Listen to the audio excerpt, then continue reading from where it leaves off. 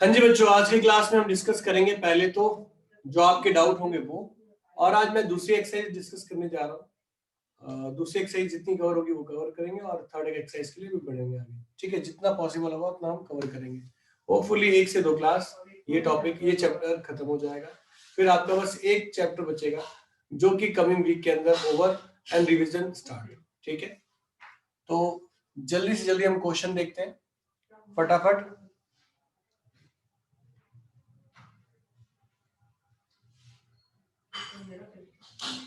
चलिए, सॉरी,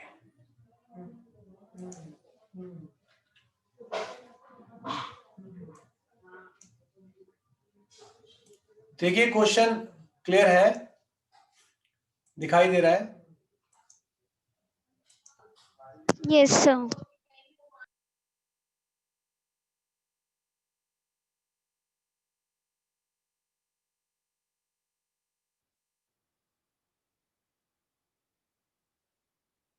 अब क्लियर है?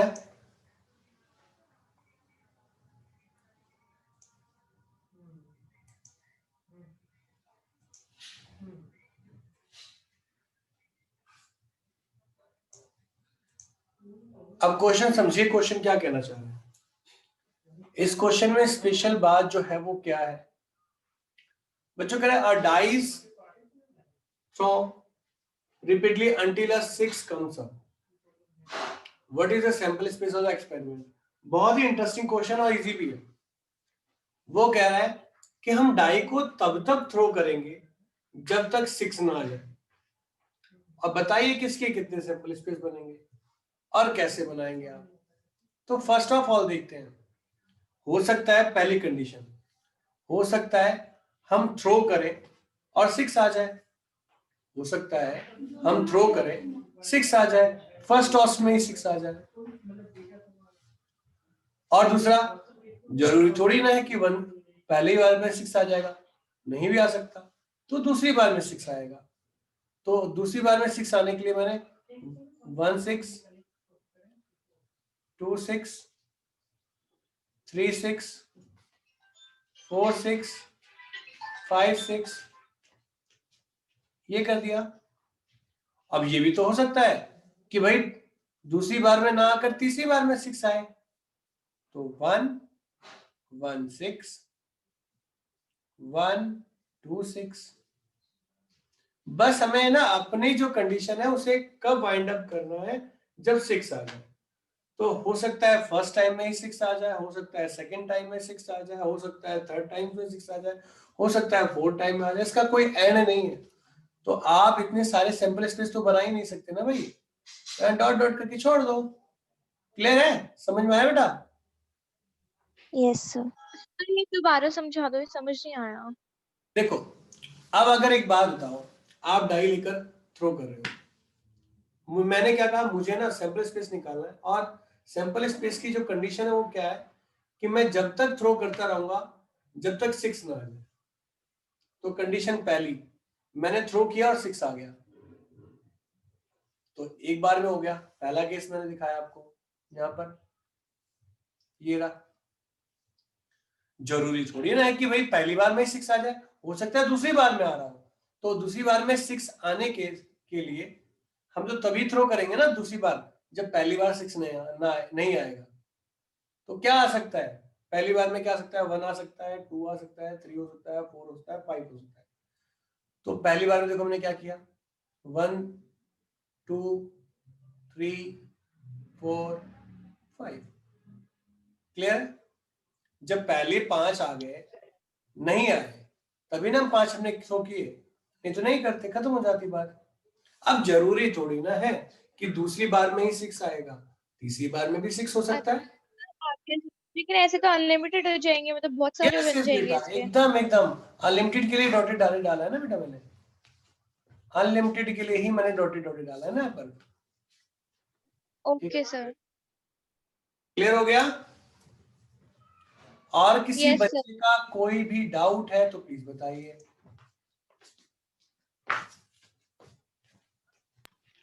सर 1 6 है, 2 6 है, 3 6 है सर, इनके बीच में कॉमास भी आएंगे?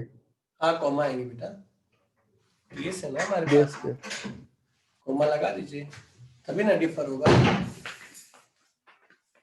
Yes sir. ठीक है, चलिए अब आगे बढ़े हम। अरे बच्चों समझ में आया या नहीं आया? आगे बढ़ो। सर हम इसे एक Yes, सेट sir. बोल सकते हैं? क्या बोल सकते हैं? सर सेट बोल सकते हैं इसे? हाँ सेट, कलेक्शन ऑफ सेट्स हो जाएंगे, कोई दिक्कत नहीं। मैंने एक साथ सेट में इसीलिए मुझे लिखा है। अब देखो बच्चों, हम बात कर रहे हैं कि any subset E of a sample space S is called an event. मैं कुछ डेफिनेशंस लिखूंगा या समझाऊंगा, आप उसे नोट कर लेंगे बस। ठीक है, ठीक है, ये रही डेफिनेशन। और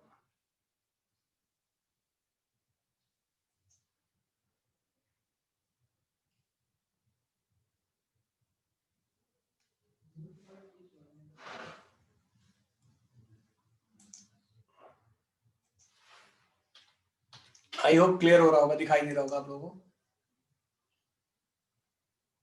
दिख रहा है या नहीं दिख रहा? Yes sir.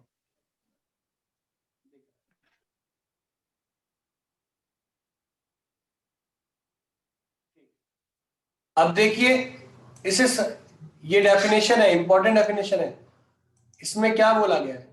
इसमें यही कहा गया ना कि, एक सेकेंड, इसमें क्या बोला गया? Any subset E is a sorry of a sample space S is called a event. वो क्या कहलाता है? इवेंट। कई बार डेफिनेशन छोटी छोटी है, ये देख लेंगे, मैं जानबूझ के नोट बना रहा हूं आप लोगों के लिए कि दिक्कत ना लगे आप लोगों को। अब यहाँ पर कुछ इवेंट्स के बारे में बात की गई है। तो occurrence of events, occurrence of event पहला पार्ट है। तो अकरेंस का मतलब क्या होता है? जब तक आप एक्सपेरिमेंट नहीं करेंगे तब तक किसी भी इवेंट का होना ना होना आपको कैसे पता चलेगा? भाई आप डाई थ्रो करोगे तभी तो पता चलेगा कि हेड आया या सॉरी 1 2 3 4 5 क्या है क्या नहीं है ना। तो अकरेंस ऑफ इवेंट के अंदर टाइप हम बात करते हैं। पहला टाइप क्या हम बात करते हैं? तो पहली कंडीशन आती है, पहली कंडीशन आती है टाइप्स ऑफ इवेंट में, पहली कंडीशन आती है श्योर और इम्पॉसिबल इवेंट्स। क्या होते हैं? श्योर और इम्पॉसिबल इवेंट्स। तो ये कुछ लाइन है, ये भी क्लियर कर देता हूं, दिखाई देंगी आपको। देखिए आई होप क्लियर हो रही होगी। सर इसका एग्जांपल तो हमने 10th में भी पढ़ा था। हाँ वही है, कुछ खास नहीं है, छोटी छोटी बातें जो कि मैं यहाँ वो करूंगा, क्लियर करूंगा, बाकी कुछ नहीं है इसके अंदर, इतना टिपिकल और कॉम्प्लिकेटेड नहीं है। हाँ आराम से कर सकती हो। ठीक है, सभी को दिखाई दे रहा है कि नहीं दिखाई दे रहा बेटा?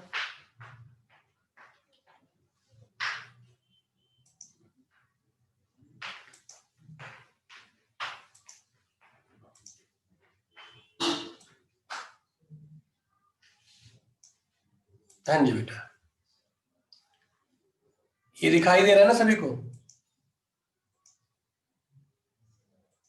अब देखो क्या कह रहा है क्वेश्चन में, क्या कहा गया है, सॉरी इस नोट में क्या कहा गया है? Impossible and sure event. Impossible and sure event क्या है? The empty set phi and the sample space S describe events. In fact, phi is called impossible events, and as that is the whole simple space is called the sure event. अब for example अगर मैं बात करूं, अगर मैं example के through बात करूं, तो मैंने कहा भाई मैं एक डाई थ्रो कर रहा हूं। क्या कर रहा हूं? एक डाई थ्रो कर रहा हूं। और डाई थ्रो करने पे मैं कह रहा हूं जी मुझे हेड की प्रोबेबिलिटी बताइए। किसकी प्रोबेबिलिटी बताइए? हेड की प्रोबेबिलिटी बताइए। तो मुझे एक चीज बताइए, क्लियर करिए, क्या पॉसिबल है या नहीं है? सर दोबारा बोलना। मैं एक डाई थ्रो कर रहा हूं, and I need to find the events of head. So बताइए किस टाइप No, के sir. Impossible. Impossible events. भैया जो मैं इवेंट जिस टाइप की कंडीशन के बारे में बात कर रहा हूँ वो उस चीज को रिलेट ही नहीं कर रही, वो चीज डिफाइन ही नहीं कर रही, तो कहां से उसमें पॉसिबिलिटी आएगी? पॉसिबल नहीं है। But if I want to be find the numbers of die 1 2 3 4 5 6 all are available there, यही ना कि सारी चीजें हमारे पास अवेलेबल है, Sure event. तो वो श्योर इवेंट हो जाएंगे। श्योर क्लियर हुआ और इम्पॉसिबल क्लियर हुआ? हाँ या ना please confirm. Yes, sir. Example लिखने की जरूरत तो नहीं है ना बच्चों? एग्जाम्पल लिखने की जरूरत है क्या? No, sir. चलिए सर एक बार फिर बताइए सर। एक बार फिर बता दूं बेटा। कहने का मतलब ये है कि अगर मैं एक डाई थ्रो करता हूं, ठीक है, क्या करता हूं? डाई थ्रो करता हूं। तो डाई थ्रो करने पे मैं कहता हूं कि मुझे ना हेड चाहिए, तो क्या पॉसिबल है? डाई थ्रो करने पर अगर मैं हेड फाइंड करने को कहता हूं तो क्या पॉसिबल है? ये यस सर। पॉसिबल है भाई? कब से डाई के अंदर हेड होने लगा बताइयो? इम्पॉसिबल है सर। डाई के अंदर कभी हेड आता है क्या? डाई का मतलब क्या होता है? लूडो नहीं खेला कभी? हाँ बेटा। No sir. अरे यार कैसी बात करता है, लूडो नहीं खेला कभी? डाई नहीं देखा कभी?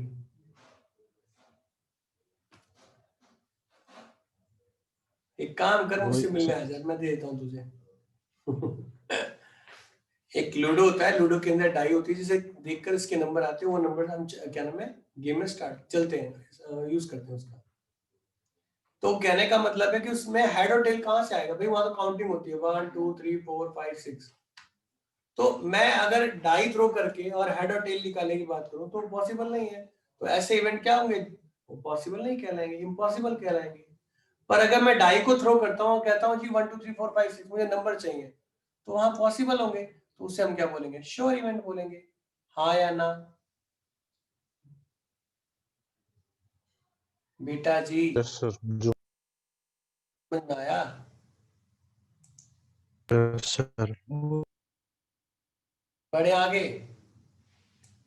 तो देखो बहुत ज्यादा चीजें नहीं कॉम्प्लिकेटेड, बहुत आसान है, ऐसा नहीं है कि आप लोग इतना परेशान हो रहे हो, मुझे तो नहीं लगता। बाकी आप लोग देख लीजिए, जहां लगे तो बताइएगा। तो जैसा कि अभी हमने डिस्कस किया कि भाई यहाँ पर जो सिंपल इवेंट है, देखो सिंपल इवेंट, अब हम बात कर रहे हैं सिंपल इवेंट।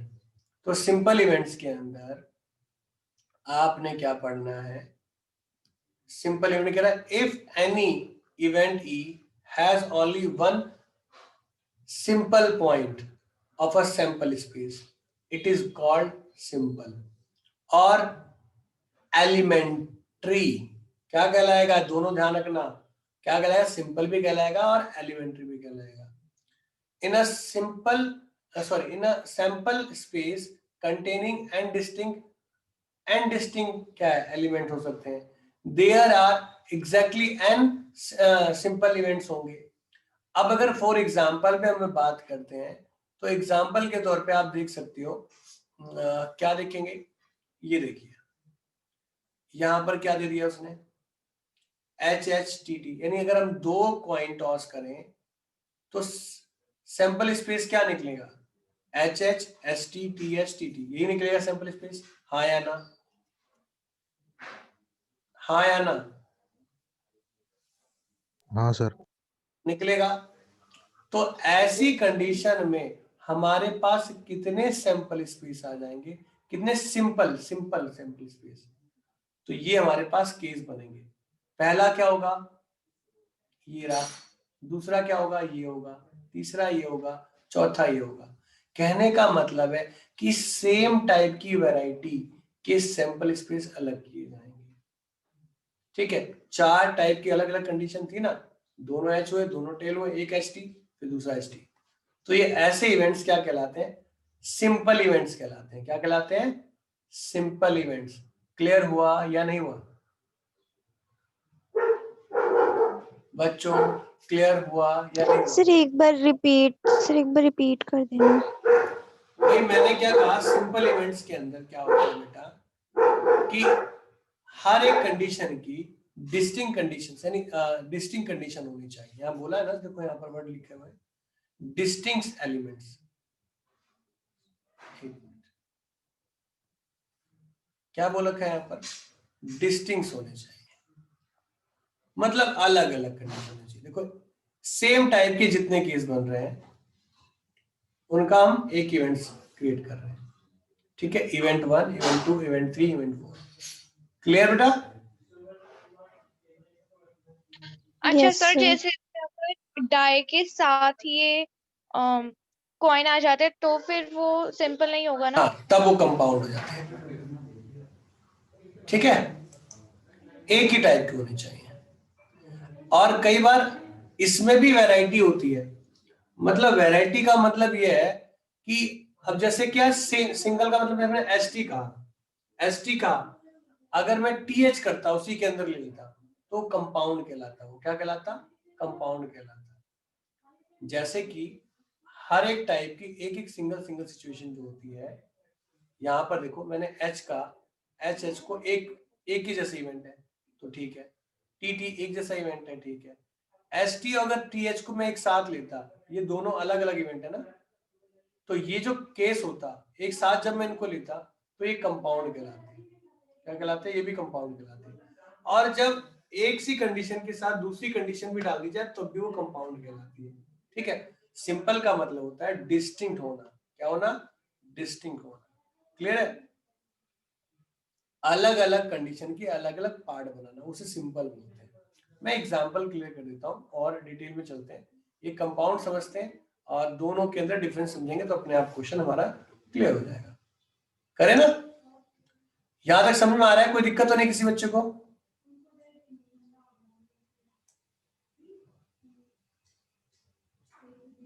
बच्चों समझ में आ रहा है नहीं आ रहा? जल्दी बताएं।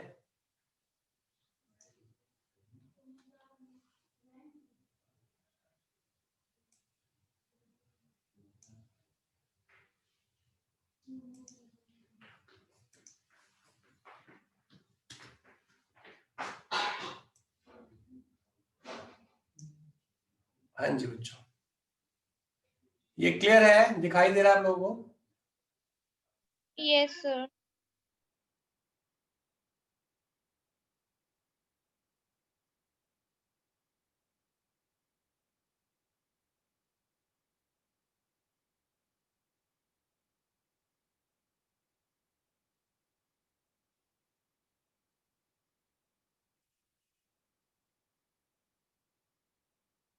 हाँ जी,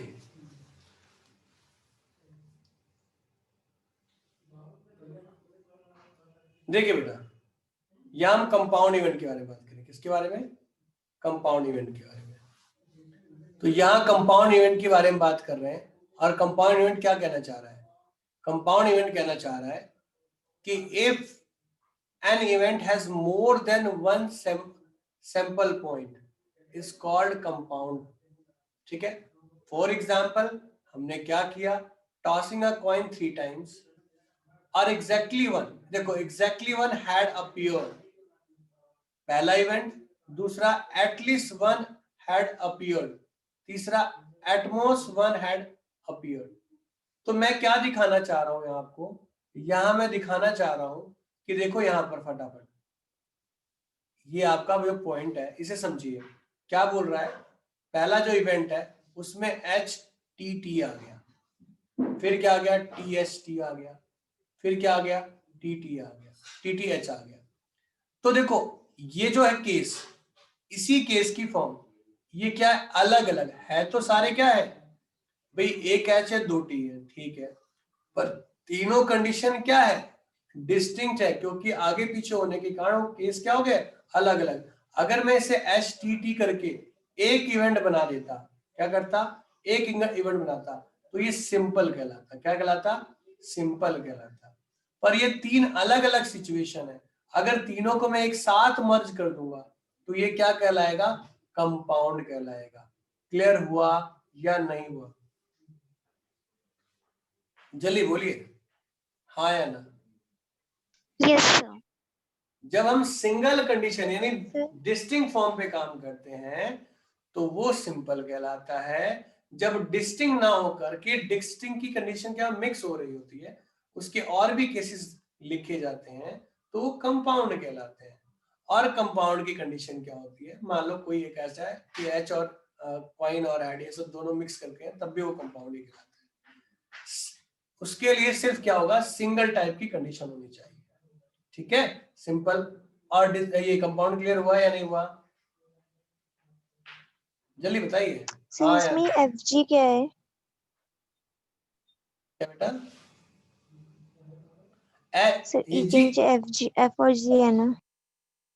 बेटा वो इवेंट्स बता रखा है। जैसे अब मैं बाद में बोलता हूँ कि क्लास 11th ए, तो 11th ए जो है वो क्या है? वो एक नेम है। उसी तरह से E, F और G ये तीनों क्या है? नेम है अलग अलग इवेंट्स के। इवेंट्स 1, इवेंट्स 2, इवेंट्स 3, या फिर E, F, G तीन अलग अलग इवेंट हो गए।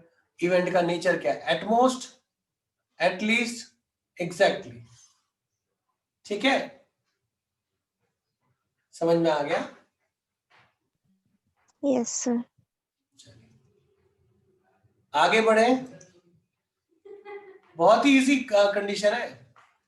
अब हम बात कर रहे हैं कॉम्प्लीमेंट्री के बारे में।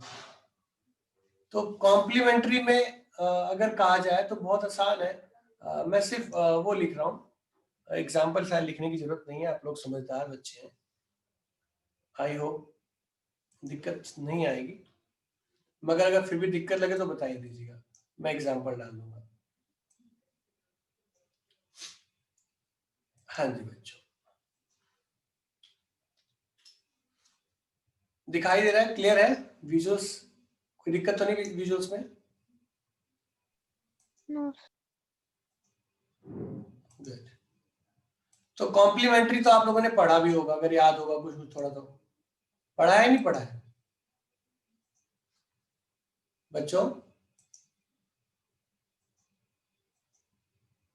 कॉम्प्लीमेंट पढ़ा है ना? सर प्रोबेबिलिटी में नहीं पढ़ा। कॉम्प्लीमेंट्री इवेंट, कॉम्प्लीमेंट्री इवेंट का मतलब होता है जैसे सेट में हाँ जैसे सेट में पढ़ा है वैसे ही पढ़ना है, कुछ चीज अलग नहीं। मैं मान लीजिए मेरे पास 1 to 10 नंबर है, ठीक है, और मेरे पास कोई सेट है जिसमें 1 to 3 नंबर है। मैं कॉम्प्लीमेंट ऑफ वो सेट की बात करूंगा तो 1 2 3 हटाने के बाद क्या बच जाता है? 4 5 6 7 8 9 10। तो वो क्या कहलाता है? कॉम्प्लीमेंट कहलाता है ना। माइनस जो भी सेट था वो होगा ना? एग्जैक्टली वही वही मतलब उस सेट को छोड़कर यूनिवर्सल में से जो कुछ हमें मिलता है वो हमारा कॉम्प्लीमेंट्री कहलाता है। यही ना? देखो, for every set A that corresponding to other event A is called complementary event of A. It is called event not A, मतलब A नहीं है वो, A को छोड़कर जो कुछ है ना वो उसका कॉम्प्लीमेंट कहलाता है। ठीक है, हाँ या ना? जल्दी बताओ। अरे कॉम्प्लीमेंट नहीं समझ में आया क्या? अरे समझ में आया नहीं? मैंने बताया ना कॉम्प्लीमेंट में क्या होता है। 1 2 3 4 ये मेरा यूनिवर्सल सेट है। मतलब मैंने कहा मेरी औकात इतनी है, 10 तक की है। मैं अगर कोई बी लेता हूं, ये यूनिवर्सल सेट लेता हूं, और ये बी है, बी कितना है? 1 2 3। तो कॉम्प्लीमेंट क्या होगा? कॉम्प्लीमेंट क्या होता है? Not that set. तो यूनिवर्सल में से आप क्या करते हो? बी को सब्ट्रैक्ट कर देते हो। तो बी को सब्ट्रैक्ट करते हो तो क्या मिलता था? 4 5 6 अप टू 10। यही ना था? तो कहने का सीधा मतलब है कि बी अगर मैं सेट बोलता हूं कि बी का कॉम्प्लीमेंट चाहिए तो बी का कॉम्प्लीमेंट का मतलब होता है नॉट बी, बी नहीं होना चाहिए। सर मैं समझ लिया। आया कुछ? सभी को क्लियर हुआ या नहीं हुआ? पक्का? Yes sir. हो गया सर। Yes sir. अब अगली बात आती है यूनियन की, ठीक है, ए और यूनियन बी। किसके बारे में बात आती है बेटा? ए और यूनियन बी। तो देखिए ये रहा आपके सामने, स्क्रीन पे चेक करिए।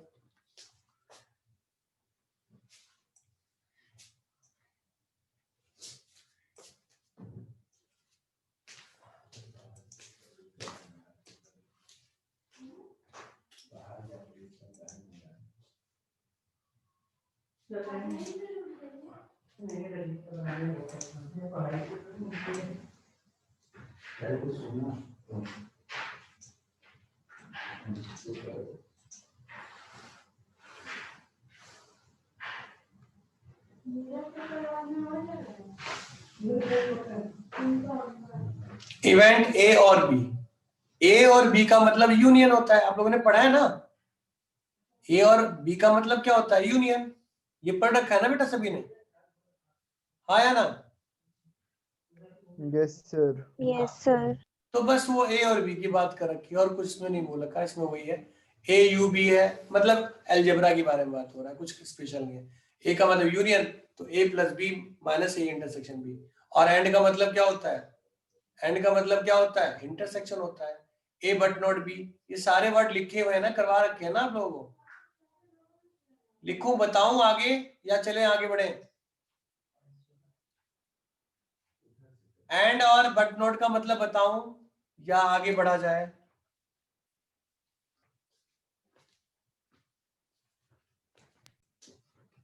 हाँ बच्चों, तो ये क्लियर हो गया, इसमें किसी को दिक्कत तो नहीं कुछ? एंड देखो बच्चों, No, sir. इसमें कोई दिक्कत नहीं है। एंड का मतलब पता ही है आप लोगों को, एंड बताने की जरूरत नहीं है मुझे, आई थिंक, या है जरूरत? बताओ जल्दी बोलो। एंड का मतलब क्या होता है? एंड का मतलब होता है इंटरसेक्शन। एंड का मतलब क्या होता है? इंटरसेक्शन। और का मतलब होता है यूनियन, ठीक है। ए बट नॉट बी का मतलब होता है ए नॉट बी, ठीक है। ये सारी चीजें पता है ना आप सभी को?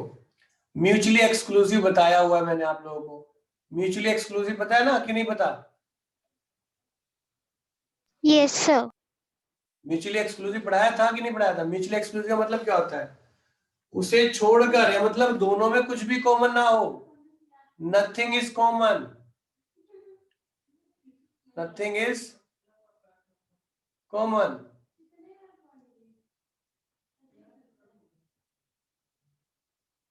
ठीक है।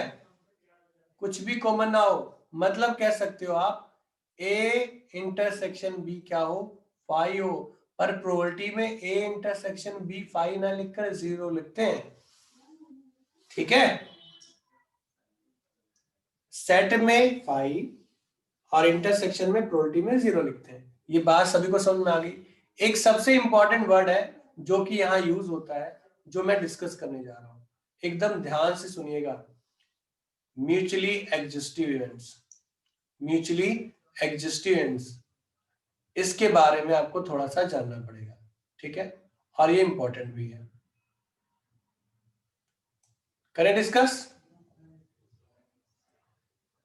हाँ या ना, जल्दी बोलो।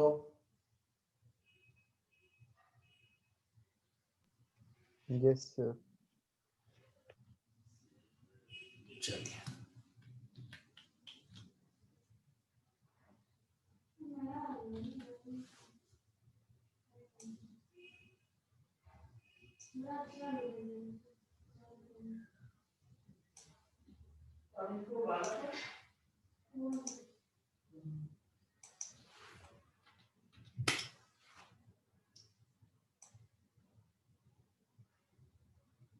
चलिए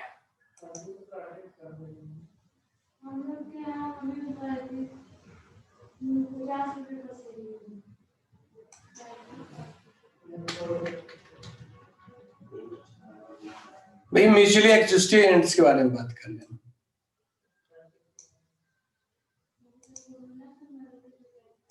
ठीक है, तो एक्सिस्टिंग इवेंट्स क्या बता रहे हैं आपको बच्चों, ध्यान से देखिए।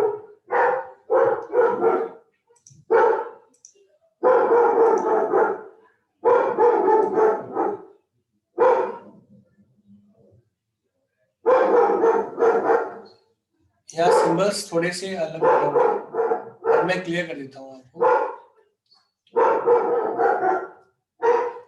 एक सेकंड, मैं इसको क्लियर कर देता हूँ।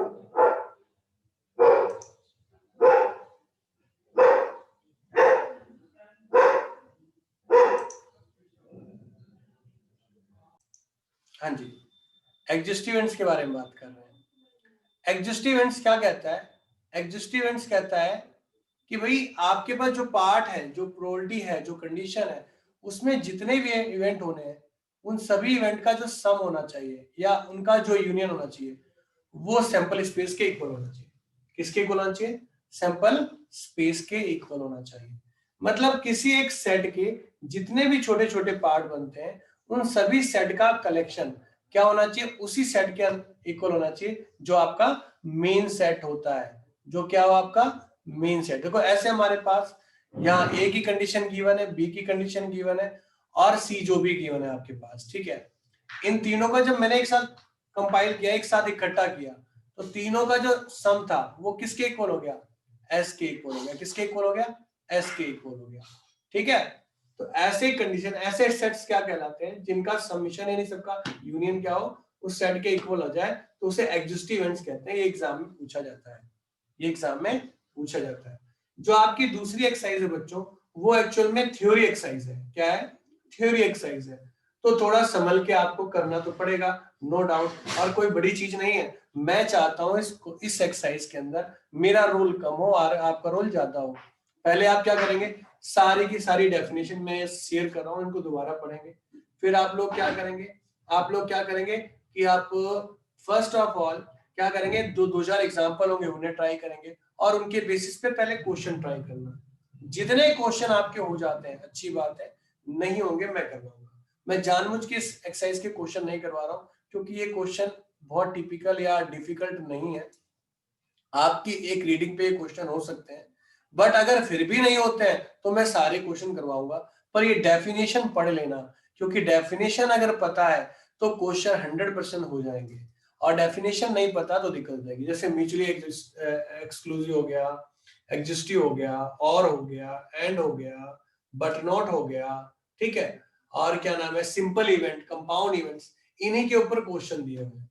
तो कुछ क्वेश्चन जो है वो आप ट्राई करिएगा एग्जाम्पल के थ्रू। अगर दिक्कत लगती है तो we will discuss in a class.